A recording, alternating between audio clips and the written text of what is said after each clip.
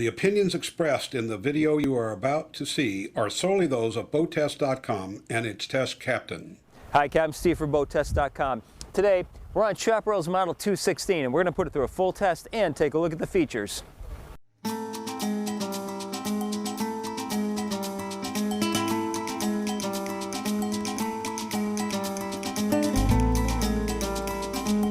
The Chaparral 216 SSI had a length overall of 21 feet 6 inches, a beam of 8 feet 4 inches, and a draft of 34 inches.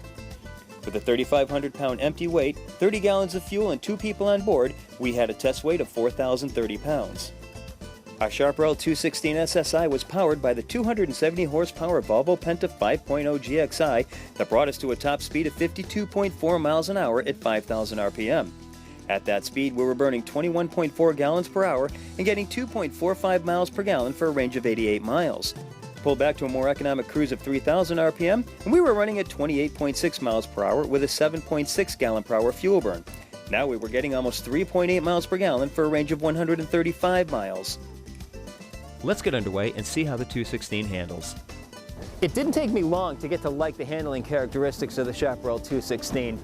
It's very responsive to the throttle. When you're wakeboarding and you start putting it into a turn, feel free to just start adding the power and it'll keep its speed very nicely because it just responds so well. Trim is very straightforward. When you get up on planes, start bringing the trim up and you will see the spray move from about the helm area back to the quarters, and then the boost in speed will accompany that. You'll know when you added too much trim when the propeller starts to ventilate. You won't get any bow oscillation. For turning performance, it's got a nice gentle roll that's very comfortable, and when you get it into the turn and it's established, go ahead and add power because it'll just squat you down into the seat more and make the turn even more comfortable. Notice how the hull extends past the transom where the outdrive is mounted. Chaparral calls that the extended V-plane, and it should give us quicker time to plane times. We'll see during our test. The extended V-plane did its thing and had us on plane in as little as 3.7 seconds. We reached 20 miles an hour in 5.7 seconds, 30 in 8.5 seconds, 40 in 11.4, and accelerated through 50 miles per hour in 18.5 seconds. Let's start our tour of the 216 right here in the stern, and there's an awful lot going on, starting with the logoed non-skid surface on the swim platform. Not only will it give you a little bit better protection, but it also gives it a nice finished look. Right in the center of the transom is a stainless steel grab holder with an integrated tow hook, a 3-step reboarding ladder, and notice how it's right in line of sight with the helm. Notice there's a handhold at the top of the ladder, but it would be a bad idea to cut another handhold right in the top of the hatch so you can pull yourself on board easier. This particular 216 is equipped with the optional premium package, which will bring your 6 cleats up to 8 pull-up, add a scuff plate at the bow, and docking lights, and it'll add about $566 to your MSRP.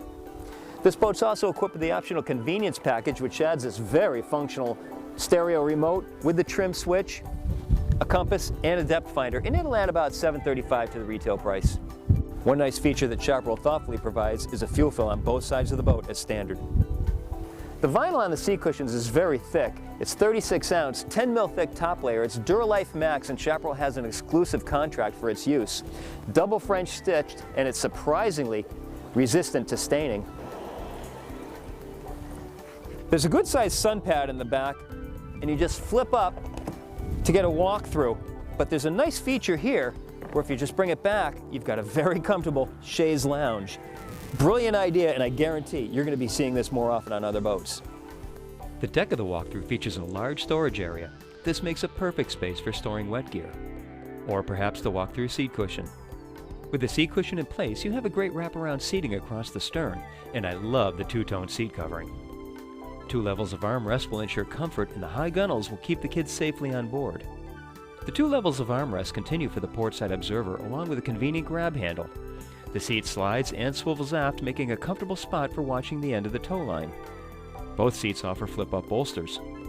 Between the 2 front seats is sole storage. The hatch is held up with a gas assist strut. The compartment is self-contained rather than being a continuation of the bilge, and the bottom is lined with a rubber mat. The helm offers an uncomplicated layout. A 3-spoke wheel is flattened at the bottom to provide a bit more legroom. Gauges are Chaparral logoed and fog-proof with stainless steel bezels.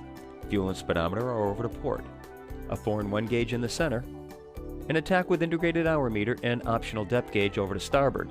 There's a slight eyebrow above the panel to provide a bit of non-glare on sunny days. The aluminum with real wood veneer gauge panel is a sharp contrast to the switch panels below. The switches feature lit icons and a secondary light glows when the switch is active. They're mounted in a panel with 10 layers of clear coat. A dimmer is over to starboard, as is a 12-volt supply. The captain's armrest allows for small changes to the power and easy access to the stereo remote just ahead. Below the helm is plenty of legroom. There are strong single-piece windshield supports that easily hold my weight. A lower door closes off in conjunction with the walk-through windshield to block off the breeze on chilly mornings. The windshield is kept open by a magnetic catch. I did find the door catch to be a little inconvenient. Behind the door are the stereo and a storage compartment. Up at the bow, the seat backs open to reveal more storage, and they're held closed by another set of magnets, a very convenient method for keeping things in place. We have the usual storage under the seats, but Chaparral also adds a gutter under the cushions to channel water away. Fully forward, I expected to see a step under the seat cushion, but instead, I found an insulated cooler with an overboard drain. Chaparral refers to their bow design as Wide-Tech. It has the characteristics of a pickle fork bow above, while maintaining the traditional V below. We get roomy seating and plenty of space for a bow anchor locker and a non-skid platform for diving off. I'd like to see a reboarding ladder in the anchor locker as well. That's our look at the performance and handling and the layout of the Chaparral 216. For BoatTest.com, I'm Captain Steve. We'll see you on the water.